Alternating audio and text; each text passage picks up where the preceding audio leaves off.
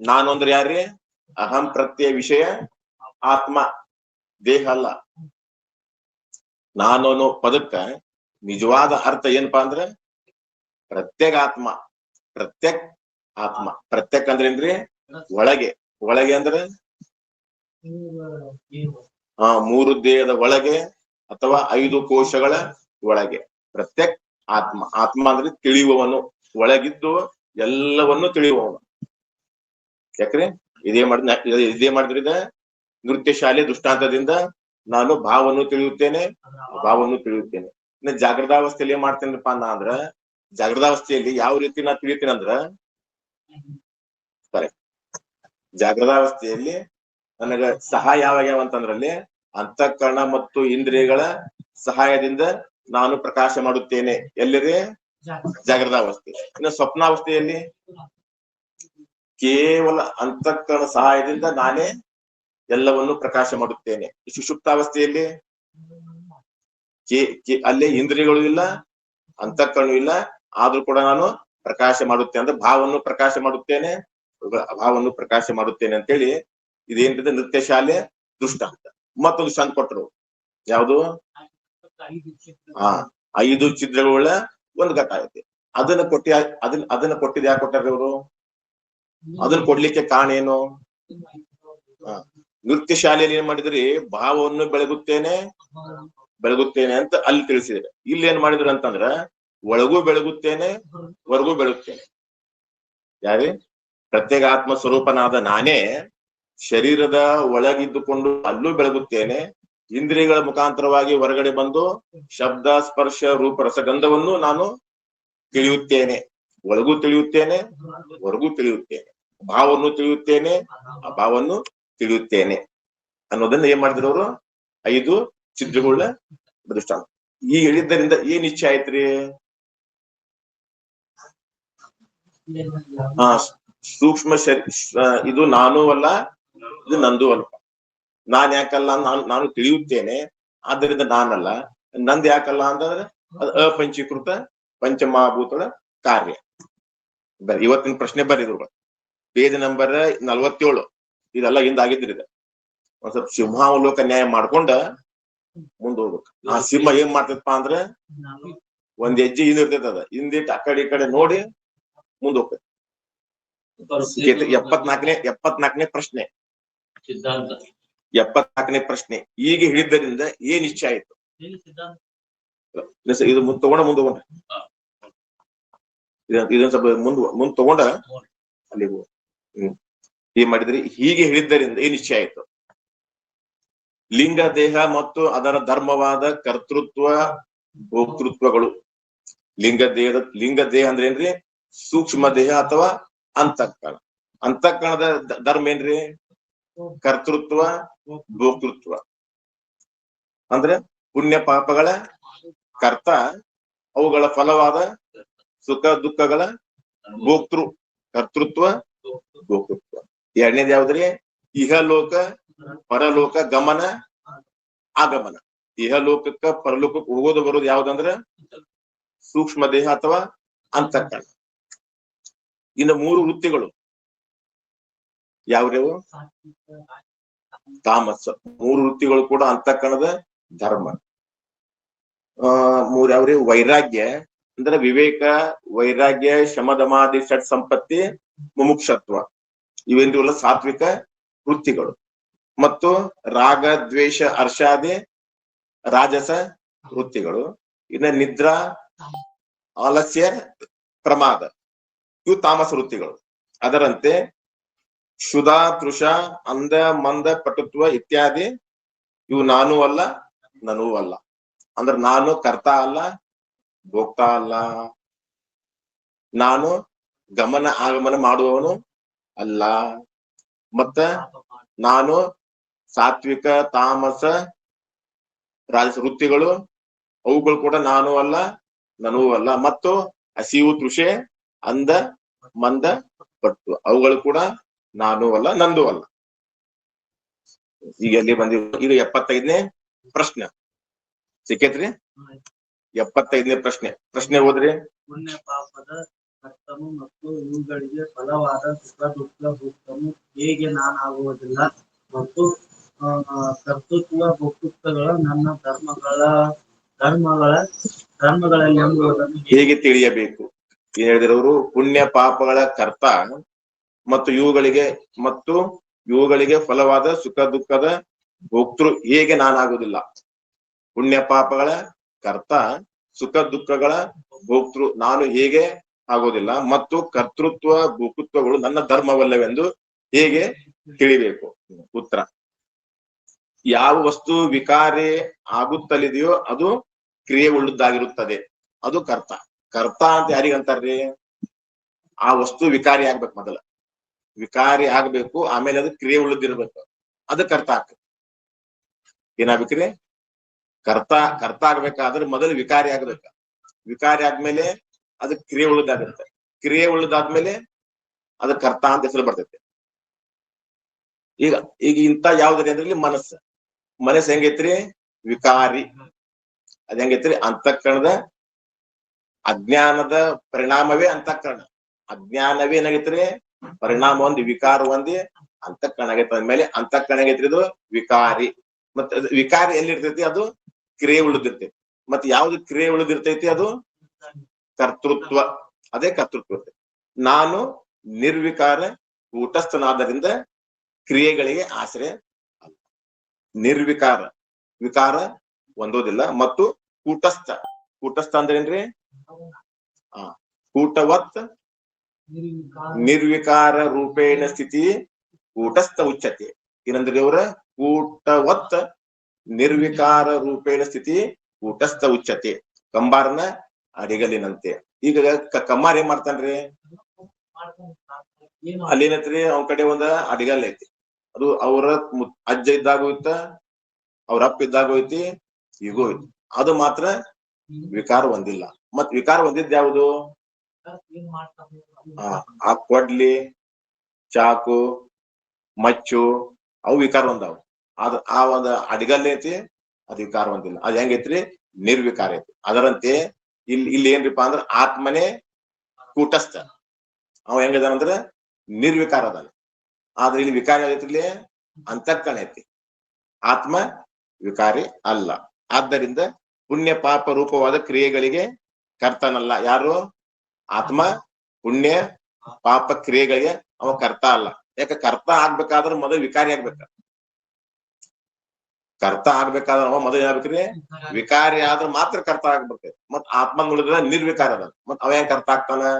ಅವ ಕರ್ತ ಆಗುದ. ಹಾಗಾದ್ರೆ ಕರ್ತ ಯಾರಪ್ಪ ಅಂದ್ರೆ ಅಂತಃಕರಣ. ಅದುವೇ ಕರ್ತ. ಯಾವುದು ಕರ್ತೃ ಅಲ್ಲವೋ ಅದು ಭೋಕ್ತೃನು ಅಲ್ಲ. ಕರ್ತ ಅಂದ್ಮೇಲೆ ಭೋಕ್ತಾನಲ್ಲ. ಅಲ್ರಿ, ಮಾಡಿದ ಮೇಲೆ ಉಣ್ಬೇಕಲ್ಲ. ಅಡಿಗೆ ಮಾಡಿದ್ಮೇಲೆ ಉಣ್ಣಾಕ್ ಬರ್ತೈತಿ. ಮತ್ ಅಡಿಗೆನ ಮಾಡಿಲ್ಲ ಅಂದ್ಮೇಲೆ ಉಣ್ಣಾಕ್ ಬರ್ತೈತಿ. ಮತ್ ಆತ್ಮ ಏನು ಪುಣ್ಯ ಪಾಪಗಳನ್ನು ಮಾಡೋನಲ್ಲ ಅಂದ್ಮೇಲೆ ಮತ್ ಅವುಗಳ ಫಲವಾದ ಸುಖ ದುಃಖ ಉಣ್ಣೋದಂತರು ದೂರಿನ ಮಾತಾಡ್ತದೆ. ಮೊದಲ ಕರ್ತ ಆಗ್ಬೇಕ, ಆಮೇಲೆ ಭೋಕ್ತೃ. ಇವು ಅಂತಃಕರಣ ಧರ್ಮ ಐತಿ, ಆತ್ಮನ ಧರ್ಮ ಅಲ್ಲ. ಇದು ಕರ್ತೃತ್ವ. ಇದು ಮಾಡೋದು ಉಣ್ಣೋದು ಯಾವ್ದಂದ್ರ ಅಂತಃಕರಣವೈತಿ. ಆತ್ಮ ಹೆಂಗದಾನಂದ್ರ ಅಕರ್ತ, ಅಭೋಕ್ತ, ನಿರ್ವಿಕಾರ, ಕೂಟಸ್ಥ. ಆತ್ಮ ಹೆಂಗದನ್ರಿ?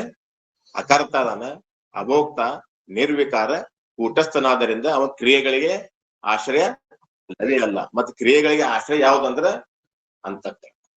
ಅದುವೇ ಕ್ರಿಯೆಗಳಿಗೆ ಆಶ್ರಯ ಐತಿ. ನಾನು ಇವುಗಳನ್ನು ತಿಳಿಯುವಂತ ದ್ರಷ್ಟ, ಘಟ ದ್ರಷ್ಟ, ಘಟ ಭಿನ್ನ. ಇನ್ನ ಪ್ರಶ್ನೆ 76.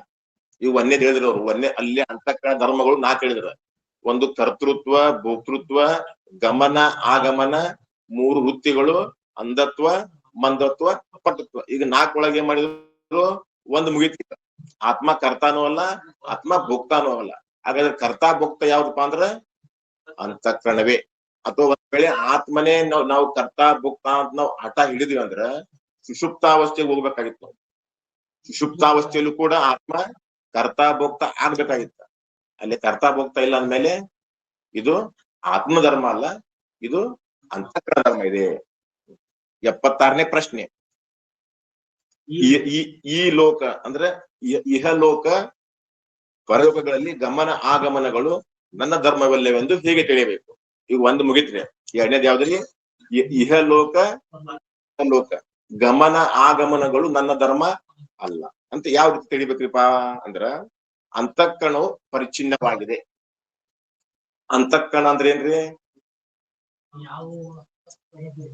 ಲಿಂಗದೇಹ. ಹಾ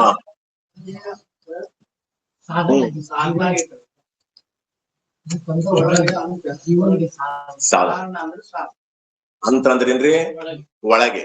ಒಳಗೆ ಅಂದ್ರೆ ಶರೀರದ ಒಳಗೆ. ಕರ್ಣ ಅಂದ್ರೆ ಏನು? ಸಾಧನ. ಅಂದ್ರೆ ಶರೀರದ ಒಳಗಿದ್ದು ಜೀವನಿಗೆ ಜ್ಞಾನಕ್ಕೆ ಯಾವುದು ಸಾಧನವಾಗಿರುವುದು ಅದುವೇ ಅಂತ. ಈ ಅಂತಃಕರಣ ಹೆಂಗೈತಿ? ಪರಿಚ್ಛಿನ್ನ ಐತಿ. ಇದು ಪರಿಚ್ಛಿನ್ನ ಇತ್ತು ಏನ್ ಆತ್ಮನಂತೆ ವ್ಯಾಪಕ ಐತೋ? ಪರಿಚ್ಛಿನ್ನ ಐತಿ ಇದು. ಯಾಕ? ಅಂತಃಕರಣ ಇಲ್ಲ ಐತಿ ಅದಲ್ರಿ, ಹೊರಗಿಲ್ಲ. ಅಥವಾ ಅಂತಃಕರಣ ಐತ್ರಿ ಲೋಕದಾಗ ಐತಿ ಆದ್ರೆ ಪರಲೋಕದಾಗಿಲ್ಲ. ಇಲ್ಲ ಐತಿ ಸ್ವರ್ಲೋಕದಾಗಿಲ್ಲ. ಅಂದ್ಮ್ಯಾಗಿದ್ದ ಅಂತಃಕರಣ ಪರಿಚ್ಛಿನ್ನ ಐತಿ. ಆತ್ಮನಂತೆ ಅದು ಪೂರ್ಣ ಅಲ್ಲ. ಪರಿಚ್ಛಿನ್ನ ಅಂದ್ರೆ ಏನ್ರಿ? ಒಂದು ಸ್ಥಳದಲ್ಲಿ ಇದ್ದುಕೊಂಡು ಇನ್ನೊಂದು ಸ್ಥಳದಲ್ಲಿ ಇರದೇ ಇರ್ತಕ್ಕಂಥದ್ದು ಯಾವುದು? ಅದಕ್ಕೆ ಪರಿಚ್ಛಿನ್ನ.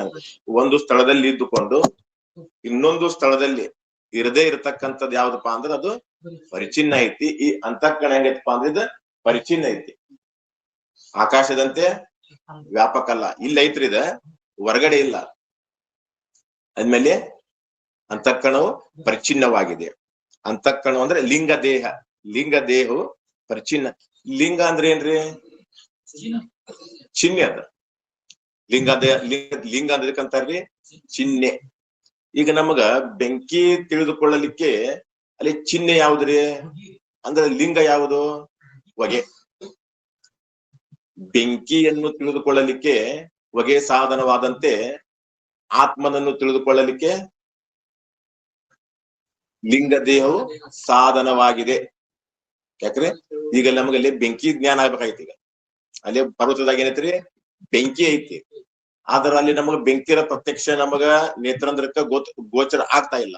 ಮತ್ತೆ ಏನ್ ನೋಡಿ ಸಿದ್ಧ ಮಾಡಿದ್ರು ನೀವು? ಹೊಗೆ ನೋಡಿ ಬೆಂಕಿ ಸಿದ್ಧ ಮಾಡಿದ್ರಿ.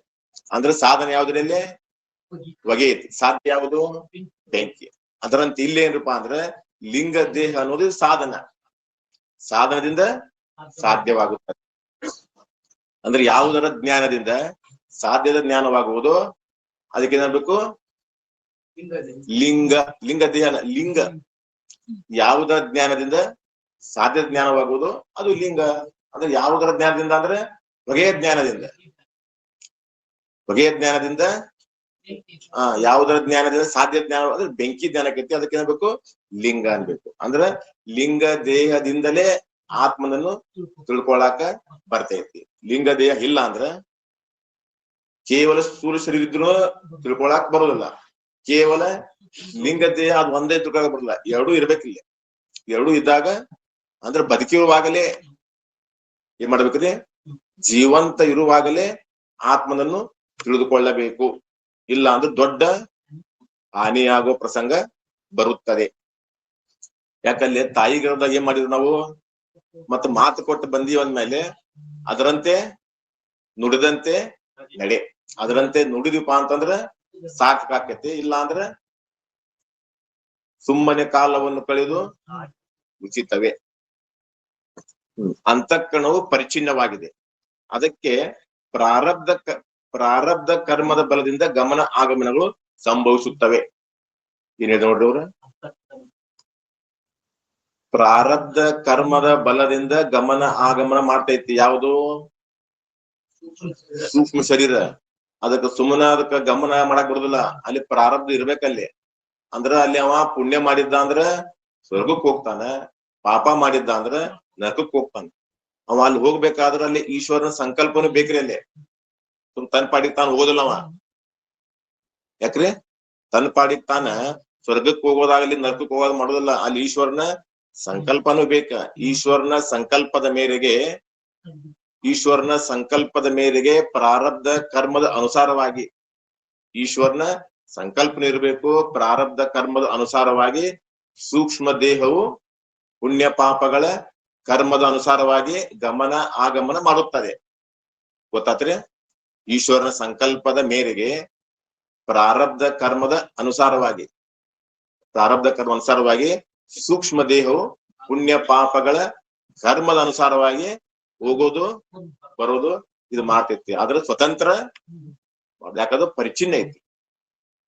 ಅದು ಉಣ್ಬೇಕಾದ್ರೆ ಈಶ್ವರನ ಸಂಕಲ್ಪವು ಅವಶ್ಯ ಗಮನ ಸಂಭವಿಸುತ್ತವೆ. ನಾನು ಅಂದ್ರೆ ಯಾರ್ರಿ? ಪ್ರತ್ಯೇಗಾತ್ಮ ಸ್ವರೂಪನಾದ ನಾನು ಆಕಾಶದಂತೆ ವ್ಯಾಪಕನಾಗಿರುವುದರಿಂದ ನನ್ನ ಧರ್ಮ ಅಲ್ಲ, ಅಂದ್ರೆ ಆತ್ಮನ ಧರ್ಮ ಅಲ್ಲ. ಯಾವ್ದ್ರಿ? ಗಮನ ಆಗಮನಗಳು ನನ್ನ ಧರ್ಮ ಅಲ್ಲ, ಅದು ಅಂತಃಕರಣದ ಧರ್ಮ. ವ್ಯಾಪಕ ಅಂದ್ರೆ ಏನ್ರಿ?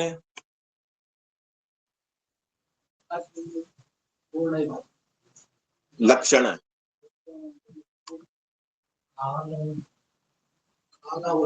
ದೇಶ ಕಾಲ ವಸ್ತು ಪರಿಚ್ಛೇದ. ಕರೆಕ್ಟ್. ದೇಶ ಕಾಲ ವಸ್ತು ಪರಿಚ್ಛೇದ ರಹಿತತ್ವಂ ವ್ಯಾಪಕತ್ವಂ. ಏನಂದ್ರೆ ಅವರು? ದೇಶ ಕಾಲ ವಸ್ತು, ದೇಶದಿಂದನೂ ಪರಿಚ್ಛಿನ್ನಿಲ್ಲ. ಯಾರು? ನಾನೇ. ಆತ್ಮ ಅಂದ್ರೆ ಯಾರ್ರಿ? ನಾ ಹೆಂಗದಿನಪ್ಪ ಅಂದ್ರೆ ದೇಶದಿಂದನೂ ನಾ ಪರಿಚ್ಛಿನ್ನಿಲ್ಲ, ಕಾಲದಿಂದನೂ ಪರಿಚ್ಛಿನ್ನಿಲ್ಲ, ವಸ್ತುವಿನಿಂದಲೂ ನಾನು ಪರಿಚ್ಛಿನ್ನ ಇಲ್ಲ. ದೇಶದಿಂದ ಯಾಕೆ ಪರಿಚ್ಛಿನ್ನಿಲ್ಲ ಅಂದ್ರ, ದೇಶ ಅಂದ್ರೆ ಏನ್ರಿ? ದೇಶ ಅಂದ್ರೇನು? ಸ್ಥಳ. ದೇಶ ಅಂದ್ರೆ ಮತ್ತು ಇವೆಲ್ಲ ಅಲ್ಲಿ ಹೋಗಿಲ್ಲ, ಹೊರಗಡೆ ಹೋಗ್ಬಾರ್ದ. ಅಮೇರಿಕಾ ಆ ದೇಶ ಈ ದೇಶ ಅಲ್ಲ. ದೇಶ ಅಂದ್ರೆ ಒಂದ್ ಸ್ಥಳ, ಇದೊಂದ್ ಸ್ಥಳ ಜಾಗೆ. ಈಗ ದೇಶದಿಂದ ಯಾಕ ನಾ ಪರಿಚ್ಛಿನ್ನಿಲ್ಲ? ಪೂರ್ಣತ್ವಂ. ಅದ್ ಉತ್ತರ ಏನ್ರಿ? ಪೂರ್ಣನಾಗಿರುವುದರಿಂದ. ನಾ ಪೂರ್ಣನಾಗಿರುವುದರಿಂದ ಮತ್ತೆ ಎಲ್ಲಿ ಪರಿಚ್ಛಿನ್ನ ಬರ್ಬೇಕ್ರಿ? ನಾ ಇಲ್ಲೂ ಅದೇನೆ, ಅಲ್ಲೂ ಅದೇನೆ, ಕೆಳಗೂ ಅದೇನೆ, ಮ್ಯಾಲೂ ಅದೇನೆ, ಎಡಕ್ಕೂ ಅದೇನೆ, ಎಲ್ಲಾ ಕಡೆ ನಾದೇನೆ. ಆಕಾಶದಂತೆ ನಾ ಪೂರ್ಣನಾಗಿದ್ದೇನೆ. ದೇಶದಿಂದ ಯಾಕೆ ಪರಿಚ್ಛಿನ್ನ ಇಲ್ಲ ಅಂತ ಯಾರಾದ್ರೂ ಕೇಳಿದ್ರಪ್ಪ ಅಂದ್ರ ನಾನು ಪೂರ್ಣನಾಗಿರುವುದರಿಂದ. ಇನ್ನು ಕಾಲದಿಂದ ಯಾಕೆ ನಾ ಪರಿಚ್ಛಿನ್ನ ಇಲ್ಲಪ್ಪ? ಕಾಲ ಅಂದ್ರೆ ಸಮಯದಿಂದ ನಾ ಪರಿಚ್ಛಿನ್ನ ಇಲ್ಲ. ಸಮಯದಿಂದ ಪರಿಚ್ಛಿನ್ನ ಇಲ್ಲ. ಯಾಕಿಲ್ಲ ಅಂದ್ರೆ ನಾನು ನಿತ್ಯನಾಗಿರುವುದರಿಂದ. ನಿತ್ಯತ್ವಂ. ಯಾಕ್ರಿ? ನಿತ್ಯ ಅದೇನ್ರಿ ನಾನು. ಭೂತಕಾಲದಾಗ ಓದಿನಿ, ಭೂತಕಾಲ ಬಿಡ್ರಿ, ಕೃತಯುಗದಾಗ ಓದಿನಿ, ತ್ರೇತಾಯುಗದಾಗ ಓದಿನಿ, ದ್ವಾಪಾರ ಯುಗದಾಗ ಓದಿನಿ, ಈ ಕಲಿಯುಗದಾಗ ಓದಿನಿ. ಇದ್ದೇನೆ ಅಂದ್ರೆ ಏನು? ಆತ್ಮ. ಅಸ್ಥಿ ಬಾತಿ ಪ್ರಿಯ ರೂಪನಾದ ಆತ್ಮನೇ ಯಾವಾಗಲೂ ಅವ ಅದ. ಆದ್ರ ಅವನ ಜ್ಞಾನ ಇಲ್ಲದಕ್ಕ ನಾವ್ ಮಾಡಕ್ ಅಂತೀವ್ರಿ, ಪುನರಪಿ ಜನನ ಮರಣ ಬರ. ಅದ ಜ್ಞಾನ ಒಂದು ಇದ್ದಿದ್ದಾಗಿತ್ತಪ್ಪ ಅಂದಿದ್ರೆ ಬರ್ತಿರ್ಲಿಲ್ಲ. ಏನ್ ಹೇಳಿದ್ರು? ದೇಶದಿಂದ ಆತ್ಮ ಪರಿಚ್ಛಿನ್ನಿಲ್ಲ. ಯಾಕಂತಂದ್ರ ಪೂರ್ಣನಾಗಿರುವುದರಿಂದ. ಕಾಲದಿಂದ ಪರಿಚ್ಛಿನ್ನ ಹೇಳಿಲ್ಲ ಅಂದ್ರ ಅವ ನಿತ್ಯದಂದ್ರ ನಿತ್ಯನಾಗಿರುವುದರಿಂದ ಸಮಯಕ್ಕೂ ಅವ ಪರಿಚ್ಛಿನ್ನಿಲ್ಲ. ಇನ್ನು ವಸ್ತುವಿನಿಂದನೂ ಕೂಡ ಆತ್ಮ ಪರಿಚ್ಛಿನ್ನಿಲ್ಲ. ಎಲ್ಲ ವಸ್ತುವಿನಲ್ಲಿ ಆ ಕಲ್ಪಿತ ವಸ್ತುಗಳಿಗೆ ಆಧಾರ ಅಧಿಷ್ಠಾನ ಯಾರದಾರ ಅಂದ್ರೆ ನಾನೇ ಅದೇನೆ. ಯಾರದಾರೆ? ಇವು ಇದಾವಲ್ಲಿ ವಸ್ತು ಘಟ ಪಟಗಳಿಗೆ ಎಲ್ಲಕ್ಕೂ ಆಧಾರ ಅಧಿಷ್ಠಾನ. ಆದ್ರಿಂದ ದೇಶ ಕಾಲ ವಸ್ತು ಪರಿಚ್ಛೇದ ರಹಿತತ್ವಂ ವ್ಯಾಪಕತ್ವಂ. ಆದ್ರೆ ಈ ಶರೀರ ದೇಶದಿಂದ ಪರಿಚ್ಛಿನ್ನ ಐತಿ. ಈ ದೇಶದಾಗ ಐತಿ, ಅಲ್ಲಿ ಹೊರಗಡೆ ಇಲ್ಲ. ಆದ್ದರಿಂದ ಈ ಶರೀರ ದೇಶ ಪರಿಚ್ಛೇದ ಸಹಿತ ಐತಿ. ಆತ್ಮ ಪೂರ್ಣನಾಗಿರುವುದರಿಂದ ದೇಶ ಪರಿಚ್ಛೇದ ಇಲ್ಲ. ಆಮೇಲೆ ಈ ಶರೀರ ಕಾಲದಿಂದ ಕೂಡ ಏನಾಕೈತ್ರದ ಅಂತ ಉಳ್ದಾಕತಿ. ಯಾಕ ಮುಂದೆ ಒಂದ್ 10 ವರ್ಷ, ಒಂದ್ 5 ವರ್ಷ ಅದ್ರ ಮುಗಿತಪ್ಪ ಅಂದ್ರೆ ಇದ್ರದ ಅವಾಗಿದ್ದು ಈ ಶರೀರ ಇರಂಗಿಲ್ಲ. ಅದು ಆತ್ಮ ಇರತಾನ. ಅಂದ್ಮೇಲೆ ಕಾಲದಿಂದನೂ ಕೂಡ ಪರಿಚ್ಛಿನ್ನ ಇಲ್ಲ. ಯಾರೇ? ಆತ್ಮ. ಇನ್ನು ವಸ್ತು ಸರ್ವಕ್ಕೂ ಅಧಿಷ್ಠಾನ ಅವನದ. ಅಂದ್ಮೇಲೆ ವಸ್ತುವಿನಿಂದನೂ ಪರಿಚ್ಛಿನ್ನ. ಈಗ ನೋಡ್ರಿ, ಇದು ಒಂದ ಅಧಿಷ್ಠಾನವಾದ ಒಂದ ರಜ್ಜು ಐತಲ್ಲಿ. ಒಂದ ರಜ್ಜುವಿನಲ್ಲಿ ನಮ್ಗೆ ಏನ್ ತೋರ್ತಾವ್ರಿ? ಎಲ್ಲಾ ತೋರ್ತಾವ. ಆ ಕಲ್ಪಿತ ವಸ್ತುಗಳಿಗೆ ಆಧಾರ ಅಧಿಷ್ಠಾನ ಏನೈತಪ್ಪ ಅಂದ್ರಲ್ಲಿ ಸರ್ಪ ಹಗ್ಗ ಒಂದ ಐತಿ. ಅದ್ರಿ ಅಲ್ಲಿ ಇರೋದು ಒಂದ ಹಗ್ಗ ಐತಿ. ಯಾರ್ಯಾರು ಯಾವ ಸಂಸ್ಕಾರ ಅದಾವು ಆ ರೀತಿ ತೋರ್ತಾವ. ಅಲ್ಲಿ ಇರೋದು ಮಾತ್ರ ಒಂದ. ಅದರಂತೆ ಇಲ್ಲೂ ಕೂಡ ಅಸ್ಥಿ ಬಾತಿ ಪ್ರಿಯ ರೂಪದಿಂದ ನಾನೊಬ್ಬನೇ ಇದ್ದೇನೆ. ನನ್ನ ಒಂದು ಇದ್ರ ಮೇಲೆ ಇವೆಲ್ಲ ಕಲ್ಪಿತವಾಗಿ ನಾಮರೂಪಗಳು ತೋರುತ್ತಿವೆ. ಈ ನಾಮರೂಪಗಳಿಗೆ ಅಧಿಷ್ಠಾನ ನಾನೇ. ಆದ್ದರಿಂದ ವಸ್ತುವಿನಿಂದನೂ ಪರಿಚ್ಛಿನ್ನ ಇಲ್ಲ. ಅಂದ್ರೆ ದೇಶ ಕಾಲ ವಸ್ತುವಿನಿಂದ ಪರಿಚ್ಛಿನ್ನ ಇಲ್ಲ. ಎಲ್ಲಿ ಬಂದಿ ಸಿಗ್ತೇನ್ರಿ ಈಗ. ಅಂತಃಕರಣವು ಪರಿಚ್ಛಿನ್ನವಾಗಿದೆ. ಅದಕ್ಕೆ ಪ್ರಾರಬ್ಧ ಕರ್ಮದ ಬಲದಿಂದ ಗಮನ ಆಗಮನಗಳು ಸಂಭವಿಸ್ತವೆ. ಆದ್ರ ನಾ ಹೆಂಗದೇನಂದ್ರೆ ಆಕಾಶದಂತೆ ವ್ಯಾಪಕನಾಗಿರುವುದರಿಂದ ಗಮನ ಆಗಮನಗಳು ನನ್ನ ಧರ್ಮ ಅಲ್ಲಪ್ಪ. ಅದು ಅಂತಃಕರಣ ಧರ್ಮ ಐತಿ. ಪ್ರತ್ಯೇಗಾತ್ಮನಲ್ಲಿ ರಾಜ ಅದ. ಇವನ ವಿನೋದಾರ್ಥವಾಗಿ ಆ ಆತ್ಮನ ಸಂತೋಷ ಪಡಿಸುವುದಕ್ಕೋಸ್ಕರವಾಗಿ ಅಜ್ಞಾನ ರೂಪವಾದ ಕಾರ್ಯಗಾರನು ಅವ ಅಜ್ಞಾನ ರೂಪವಾದ ಕಾರ್ಯ ಏನ್ ಮಾಡ್ತಾರ್ರಿ, ಅಂತಃಕರಣವನ್ನು ತಯಾರಿ ಮಾಡಿದ. ಅಂತಃಕರಣ ರೂಪವಾದ ಕಾರ್ಯಂಜಿ ತಯಾರಿ ಮಾಡ್ಯಾನ್ರಿ. ಈಗ ಏನ್ ಜಾಗ್ರ ಸ್ವಪ್ನಗಳಲ್ಲಿ ಪ್ರಾರಬ್ಧ ರೂಪವಾದ ಬೀಟನ್ನು ತೆಗೆದರಿಂದ 3 ಗುಣಗಳ ಪ್ರವಾಹ ರೂಪವಾದ 3 ದಾರಿಗಳು ಹೊರಡುತ್ತವೆ. ಗೊತ್ತಾತ್ರಿ. ಆ ಅಂತಃಕರಣದಾಗ ಏನದಾವ್ರಿ 3 ಗುಣಗಳು ಅದಾವ. ಎಲ್ಲಿದಾವ್ರಿ? ಅಂತಃಕರಣದಾಗ ಅದಾವ. ಅಲ್ಲಿ ಕಾರಂಜಿ ಒಳಗ 3 ರಂಧ್ರಗಳು ಇದ್ದು, ಕಾರಂಜಿ ಒಳಗಿದ್ದು 3 ರಂಧ್ರ. ಇಲ್ಲಿ ಅಂತಃಕರಣದಾಗ 3 ಗುಣಗಳು ಇದಾವ. ಅಲ್ಲಿ ಏನ್ ಮಾಡ್ತಾರೆ, ಜಾಗ್ರ ಸ್ವಪ್ನಗಳಲ್ಲಿ ಪ್ರಾರಬ್ಧ ರೂಪವಾದ ಬೀಟನ್ನು ತೆಗೆದರಿಂದ 3 ಗುಣಗಳ ಪ್ರವಾಹ ರೂಪವಾದ 3 ದಾರಿಗಳು ಓಡುತ್ತಾವ. ಜಾಗ್ರ ಮತ್ತು ಸ್ವಪ್ನದಲ್ಲಿ 3 ಗುಣಗಳು ಇರ್ತಾವ. ಇನ್ನ ಈ 3 ಧಾರೆಗಳ ಒಳಗಿನಿಂದ ಅಗಣಿತ ವೃತ್ತಿಗಳು ಉಂಟಾಗುತ್ತವೆ. ಈಗ ಸಾತ್ವಿಕ ವೃತ್ತಿಯಲ್ಲಿ ಏನಾಗ್ತಾವ್ರಿ, ದಾನ ಮಾಡ್ತಾನ, ಧರ್ಮ, ಪರೋಪಕಾರ, ಪೂಜೆ, ಪುನಸ್ಕಾರ, ಮಹಾತ್ಮರ ಸೇವೆ, ದರ್ಶನ, ಹಿಂಗ ಒಂದೊಂದು ವೃತ್ತಿಯಲ್ಲಿ ಅನಂತ ದಾರಿಗಳು. ಇನ್ನ ರಾಜಸ ವೃತ್ತಿ ಬಂತಂತರ ಒಮ್ಮೆ ಕಾಮಾಕಾರ, ಕ್ರೋಧಾಕಾರ, ಮೋಹಾಕಾರ, ಲೋಭಾಕಾರ, ರಾಗ, ದ್ವೇಷ, ಹಿಂಗ ಒಂದ್ ಎಲ್ಲಿದೆ ರಾಜಸ ವೃತ್ತಿಯಲ್ಲಿ ಹಿಂಗ ಅನಂತ ದಾರಿಗಳು. ಇನ್ನ ತಾಮಸ ವೃತ್ತಿಯಲ್ಲಿ ಇದು ನಿದ್ರ, ಆಲಸ್ಯ, ಪ್ರಮಾದಿ, ಹಿಂಗ ಅನಂತ ವೃತ್ತಿ ಹೇಳ್ತಾವ. ಒಂದೊಂದು ಗುಣದಲ್ಲಿ ಅನಂತ ವೃತ್ತಿ ಹೇಳ್ತಾವ ಉಂಟಾಗುತ್ತೆ. ಮತ್ತು ಸುಷುಪ್ತಾವಸ್ಥೆಯಲ್ಲಿ ಪ್ರಾರಬ್ಧ ಕರ್ಮ ರೂಪವಾದ ಬ್ರಿಟನ್ನು ಮುಚ್ಚಲ್ಪಟ್ಟದ್ದರಿಂದ ಈ ವೃತ್ತಿಗಳ ಭಾವ ಅಭಾವ ಪ್ರಕಾಶವಾಗಿರುವ ಆನಂದ ಸ್ವರೂಪ ಕೇವಲ ಪರಮಾತ್ಮ ಸ್ವರೂಪನಾದ ರಾಜನೇ ಬಾಕಿ ಉಳಿಯುತ್ತಾನೆ. ಜಾಗ್ರ ಸ್ವಪ್ನಗಳಲ್ಲಿ ಇವು 3 ವೃತ್ತಿಗಳ ಭಾವ, ಸುಷುಪ್ತಿಯಲ್ಲಿ ಇವು 3 ವೃತ್ತಿಗಳ ಅಭಾವವನ್ನು ಅವೇ ಮಾಡ್ತೈತ್ರಿ. ಅಜ್ಞಾನಿ ಈ ಕೆಲಸ ಮಾಡ್ತೈತಿ. ಅದ್ರ ಆತ್ಮ ಮಾತ್ರ ಏನು ಮಾಡವಲ್ಲ. ಅವುಗಳ ಭಾವವನ್ನು ನೋಡುತ್ತಾನೆ, ಅಭಾವವನ್ನು ನೋಡುತ್ತಾನೆ. ಮತ್ ಮಾಡೋದು ಯಾವ್ದಿಲ್ಲ ಅಂದ್ರ ಅಜ್ಞಾನ. ಅಜ್ಞಾನ ಏನ್ ಮಾಡೈತಿ, ಅಂತಃಕರಣ ರೂಪವಾದ ಕಾರಂಜಿ ತಯಾರು ಮಾಡ್ಯಾನ. ಅಜ್ಞಾನವೇ ಆ ಕೆಲಸ ಮಾಡೈತಿ. ಯಾಕ್ರಿ, ಅಜ್ಞಾನ ಏನ್ ಮಾಡೈತಿ, ಅಂತಃಕರಣ ತಯಾರು ಮಾಡೈತಿ. ಆ ಅಂತಃಕರಣದಾಗ 3 ಗುಣಗಳು ಅದಾವ. ಜಾಗ್ರ ಸ್ವಪ್ನಗಳಲ್ಲಿ ಅವುಗಳ ಭಾವ, ಸುಷುಪ್ತಿಯಲ್ಲಿ ಅವುಗಳ ಅಭಾವ. ಇವುಗಳು ಇದ್ದಾಗೂ ಇಲ್ದಿದ್ದಾಗ ಕೂಡ ರಾಜ ಒಬ್ಬನೇ ಉಳಿಯುತ್ತಾನೆ. ಅವನೇ ನಾನಾಗಿದ್ದೇನೆ. ಆದ್ದರಿಂದ ಸಾತ್ವಿಕ, ರಾಜಸ, ತಾಮಸ ವೃತ್ತಿಗಳು ನಾನೂ ಅಲ್ಲ, ನನೂ ಅಲ್ಲ. ಇವು ಅಂತಃಕರಣದಾಗಿದೆ. ನಾನು ಇದನ್ನು ತಿಳಿಯುವಂತ ದ್ರಷ್ಟ, ಘಟದ್ರಷ್ಟ, ಘಟದ್ ಭಿನ್ನ. ನಾನು ಇವುಗಳನ್ನು ತಿಳಿಯುವಂತ ಹಂಗದೇನ್ರಿ ದ್ರಷ್ಟ ಇದ್ದೀನಿ. ಇವು ಗುಣಗಳು ನಾನಲ್ಲ. ಯಾಕಲ್ಲ ಅಂದ್ರೆ ನಾನು ನಿರ್ಗುಣನಾಗಿದ್ದೇನೆ. ಸಾಕ್ಷಿ ಚೇತ ಕೇವಲ ನಿರ್ಗುಣಶ್ಚ. ಯಾಕಂದ್ರೆ ನಾನು ನಿರ್ಗುಣ ಅದೀನಿ. ಮತ್ ಇವು ಗುಣಗಳು ಏನಿದಾವಂದ್ರ ಅಜ್ಞಾನ ಅಥವಾ ಅಂತಃಕರಣ ಗುಣಗಳು. ಅದ್ ಆತ್ಮನಲ್ಲಿ ಗುಣಗಳೇ ಇಲ್ಲ. ಒಂದು ಆತ್ಮನಲ್ಲಿ ಗುಣಗಳು ಇದ್ದಿದ್ದಾಗಿತ್ತು. ಸುಷುಪ್ತಾವಸ್ಥೆಯಲ್ಲಿ ಕೂಡ ಅವು ಇರಬೇಕಾಗಿತ್ತು. ಅಲ್ಲಿ ಇರೋದಿಲ್ಲ ಅಂದ್ಮೇಲೆ ಅವೆಲ್ಲ ಅಂತಃಕರಣದಾಗ ಅದಾವ. ಯಾವ್ರಿ 3 ವೃತ್ತಿಗಳು. ಇನ್ನು ಕೊನೆದ್ ಯಾವ್ದ್ರಿ, ಅಂಧತ್ವ. ಅಂಧತ್ವ ಅಂದ್ರೆ ಏನ್ರಿ, ಪೂರ ಡೌನ್, ಪೂರ 0. ಮಂದತ್ವ ಅಂದ್ರ ಅರ್ಧಂಬರ್ಧ. ಪಟುತ್ವ ಅಂದ್ರ ಸ್ಪಷ್ಟ. ಇದು ನಾನು ಅಲ್ಲ, ಇದು ನಂದು ಅಲ್ಲ ಅಂತ ಹೆಂಗ ತಿಳಿಯಬೇಕ್ರಿ? ಫಸ್ಟ್ ಸಿಕ್ಕೇತ್ರಿ ಉತ್ತರ.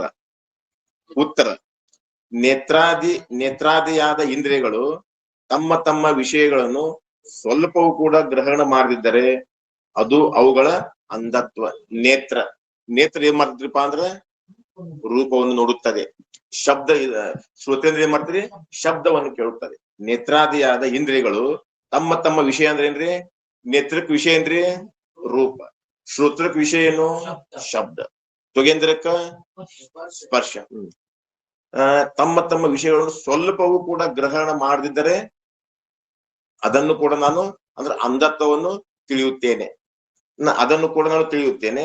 ಮತ್ತು ವಿಷಯಗಳನ್ನು ಸ್ವಲ್ಪವಾಗಿ ಗ್ರಹಣವನ್ನು ಮಾಡಿದರೆ ಅದರ ಮಂದತ್ವವನ್ನು ತಿಳಿಯುತ್ತೇನೆ. ಅಂದ್ರ ಪೂರ ಡೌನ್ ಇದ್ದಿದ್ದನ್ನು ತಿಳಿತೀನಿ, ಪೂರ ಕಸಿದಿದ್ದನ್ನು ತಿಳಿತೀನಿ, ಅರ್ಧಂಬರ್ಧ ಬೆಳಕಿದ್ರು ತಿಳಿತೀನಿ, ಪೂರ ಬೆಳಕಿದ್ರು ಕೂಡ ತಿಳಿಯುತ್ತೇನೆ. ಸ್ವಲ್ಪವಾಗಿ ಗ್ರಹಣವನ್ನು ಮಾಡಿದರೆ ಅವು ಮಂದತ್ವವಾಗಿದೆ, ಅದನ್ನು ಕೂಡ ನಾನು ತಿಳಿಯುತ್ತೇನೆ. ವಿಷಯಗಳನ್ನು ಸ್ಪಷ್ಟವಾಗಿ ಗ್ರಹಣವನ್ನು ಮಾಡಿದರೆ ಅದು ಅವುಗಳ ಪಟುತ್ವವಾಗಿದೆ, ಅದನ್ನು ಕೂಡ ನಾನು ತಿಳಿಯುತ್ತೇನೆ. ಆದ್ದರಿಂದ ಇವು ನಾನೂ ಅಲ್ಲ, ನನಗೂ ಅಲ್ಲ. ಇಂದ್ರಿಯಗಳು ಧರ್ಮದವು. ಅಂಧತ್ವ, ಮಂದತ್ವ, ಪಟುತ್ವ ಇವು ಆತ್ಮಧರ್ಮ ಅಲ್ಲ, ಇವು ಇಂದ್ರಿಯ ಧರ್ಮದವು. ಅವುಗಳ ಅಂಧತ್ವವನ್ನು ತಿಳಿಯುತ್ತೇನೆ, ಮಂದತ್ವವನ್ನು ತಿಳಿಯುತ್ತೇನೆ, ಪಟುತ್ವವನ್ನು ತಿಳಿಯುತ್ತೇನೆ. ಆದ್ದರಿಂದ ಇವು ನಾನೂ ಅಲ್ಲ, ಇವು ನನಗೂ ಅಲ್ಪ. ಮತ್ತು ಇಂದ್ರಿಯಗಳ ಧರ್ಮ ಆದ್ರೆ ಇವು ಇಂದ್ರಿಯಗಳ ಧರ್ಮದವು.